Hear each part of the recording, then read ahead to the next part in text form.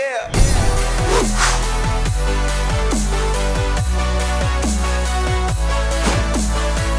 Welcome back to the Gridiron Expert. If Penn State wants to make the college football playoff, this is the year that they have to do it. The Nittany Lions are coming off an 11-2 season, which ended with a Cotton Bowl victory over Memphis, and have tons of talent returning from that 11-win team, whose two losses only came to Minnesota and Ohio State by 16 combined points. They return 8 starters offensively, including their quarterback in Sean Clifford, one of the best running back duos in the country in Journey Brown and Noah Cain, and they return one of the best tight ends in the country as well in Pratt Fryermuth, who had 507 reception yards and 7 touchdowns last year. They also landed a brand new offensive coordinator in Kirk Ciarocca, who came over from Minnesota. And really the only concern offensively for Penn State is who fills in for KJ Hamler, the speedy wide receiver for Penn State. Who fills in at wide receiver outside of Jahan Dotson? That's the only concern. Sean Clifford needs targets. They work that out early. They are certainly Big Ten title and college football playoff contenders. Defensively, they return 5 starters, led by one of the best linebackers in the country, and Micah Parsons, who led the team last year with 109 tackles. They led the nation, Penn State did, led the nation with 22 forced fumbles, ranking 5th in their run defense, but 100th in their pass defense. That's the key to Penn State this season.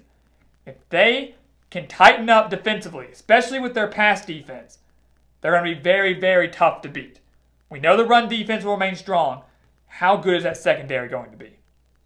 We take a look at their schedule here. We have given them wins over Kent State and San Jose State. Now, Kent State, we know, is no pushover. With a dual-threat quarterback in Dustin Crum and a team that won 7 games last year, including their bowl game over Utah State, they're not a team you can afford to overlook that early in the season.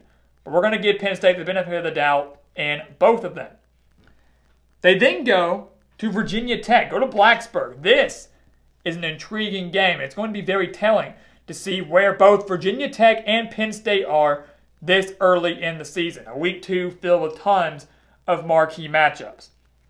But the Hokies return 19 starters, guys. They're going to be one of the most experienced teams in the entire country going into 2020. We assume this will be a night game at Lane Stadium, which, kind of like Kinnick Stadium, is one of the more difficult places to play in the country. But the big thing for Virginia Tech is they lose their defensive coordinator in Bud Foster.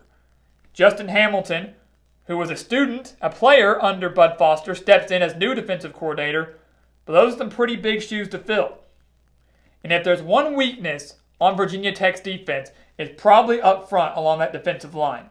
And that's not good, considering the Hokies allowed 139.3 rushing yards per game last year. The question is whether Penn State, Journey Brown, and Noah Cain can exploit those holes in the defense, and I think they have enough to do just that. This is a trendy upset pick for some.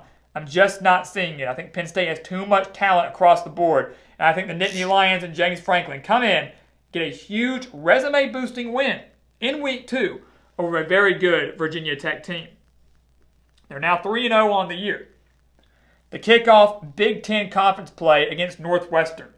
And if this game was on the road, you might look at it as a little bit more scary, a little bit more intimidating. Even though Northwestern went 3-9 last year, I wholeheartedly believe that was a fluke. It's uncharacteristic from a Pat Fitzgerald team. Now Northwestern brings in a transfer quarterback in Peyton Ramsey, the transfer from Indiana, so he has Big Ten Conference playing experience. They have a relatively senior-led defense. Most of their defense is made up of juniors and seniors. And keep in mind, despite the fact they went 3-9, Northwestern still only allowed 16.3 points per game, or scored 16.3 points per game, but didn't allow much more than that either. This is going to be a much improved Wildcats team, but not enough to come into Happy Valley and steal a win from the Nittany Lions. Penn State gets the win 4-0, top 10 team, and could be setting up a top 10 showdown at the Big House to kick off October against Michigan. Now last year in Happy Valley, Michigan was the whiteout game.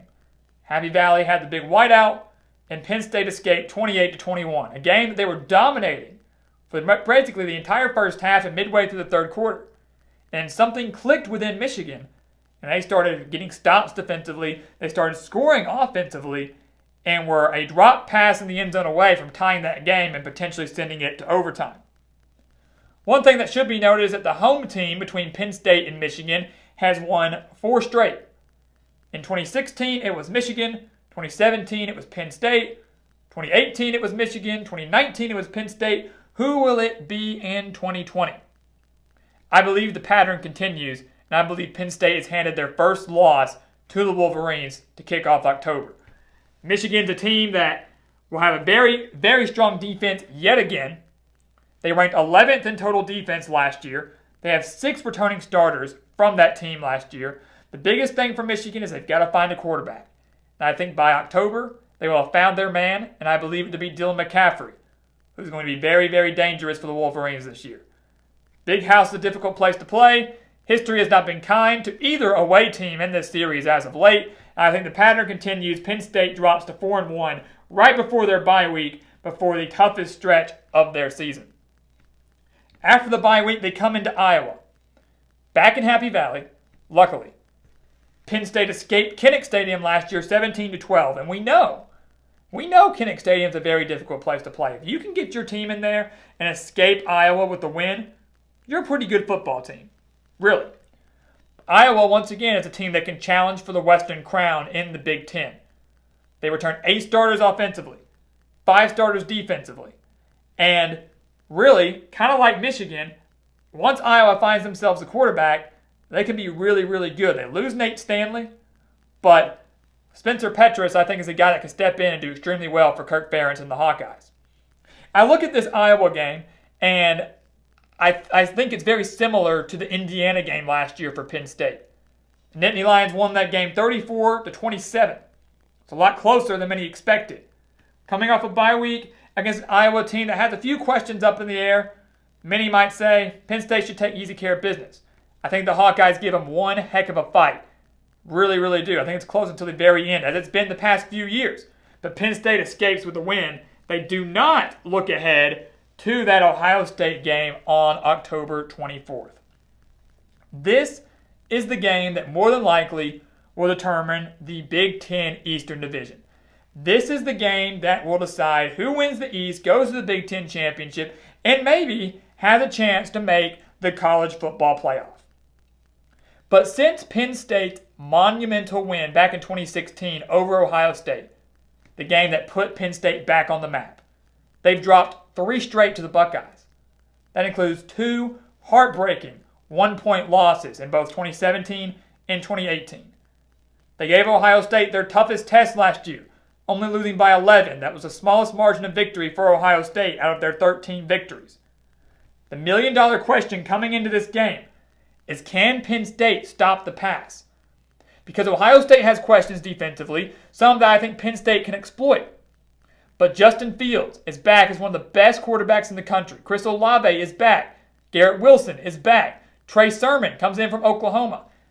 I think this Ohio State offense is going to be too much for Penn State to handle. Even though it's in Happy Valley, even though it's the whiteout game, and we hope that it's going to be a sold-out whiteout game, hoping coronavirus does not prevent it from being 50% or something like that. But regardless, I think Ohio State sneaks in and steals a win in Happy Valley and ultimately probably wins the Big Ten East crown that early on October 24th. Penn State takes a loss here to the Buckeyes, another heartbreaker in a game that has really determined that division for so long, for the past few years. They then move on to Indiana, and this is a game that Penn State cannot afford to overlook.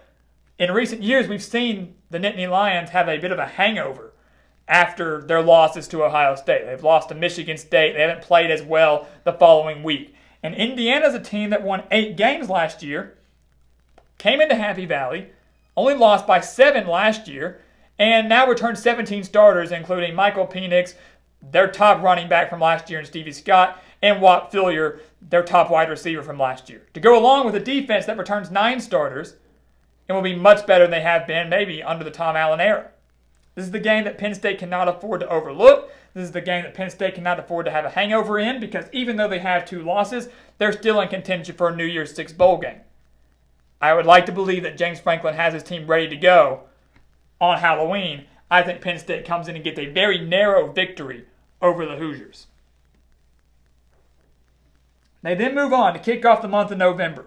It's relatively favorable for Penn State. These are not your Big Ten elites here. They go on the road to Nebraska, a team that's definitely going to improve in 2020, might finally get to a bowl game under Scott Frost. But Nebraska had 2.25 fumbles per game last year, had over 2 fumbles per game on average last year, while Penn State forced the most fumbles last year with 22 in the nation. I think turnovers are a key in this one, and even though Nebraska is not an easy place to play, Penn State comes in a little bit rejuvenated after a close win over Indiana and gets one from the Cornhuskers. They then come home to face off against Michigan State and Maryland, and we're going to go ahead and pencil in 2 wins here. Not much to discuss. Michigan State comes in with Mel Tucker, a brand new head coach who was really given a huge disadvantage. He was hired in February, then Corona hit, they didn't have spring practice, they have questions at quarterback, they have questions on defense. Michigan State's one of the most intriguing teams in the Big Ten, not because they can win it, but because we really just don't know what to expect. Penn State defeated them 28-7 with a better team in 2019 than I think they'll have in 2020. They get a win over the Spartans. And then last year against Maryland, went on the road and defeated them 59-0. I think Mike Locksley's team takes a step forward in 2020. I think we see flashes of that great offense we saw within the first 2 weeks, but not enough to come in to Happy Valley and steal a win. And then finally, on the road against Rutgers, who are now going to be led by Greg Schiano. This is a game that Penn State probably should have won by more the past few years. They defeated Rutgers by 13 in 2018. They defeated Rutgers by 21 in 2019. And while both of those are double-digit wins, weren't really in jeopardy of losing, the talent that Penn State had in both of those years, compared to how bad Rutgers was, probably should have been a greater margin of victory for the Nittany Lions. On the road against Rutgers, the only thing I can say about them is that they're going to certainly be more competitive. While you might not see Rutgers rack up the wins in 2020, they're certainly going to be much more competitive. And that's why Penn State can't afford to overlook this game. I don't think they're in fear of losing it. We're going to give them a win. But this is a game where Rutgers, for the majority of the season, unless they surprise everybody, will just be looking to improve and will looking to be respectable and will be playing for pride. And if Rutgers is not in bowl contention by this last week of the season, they're certainly looking to spoil someone else's season.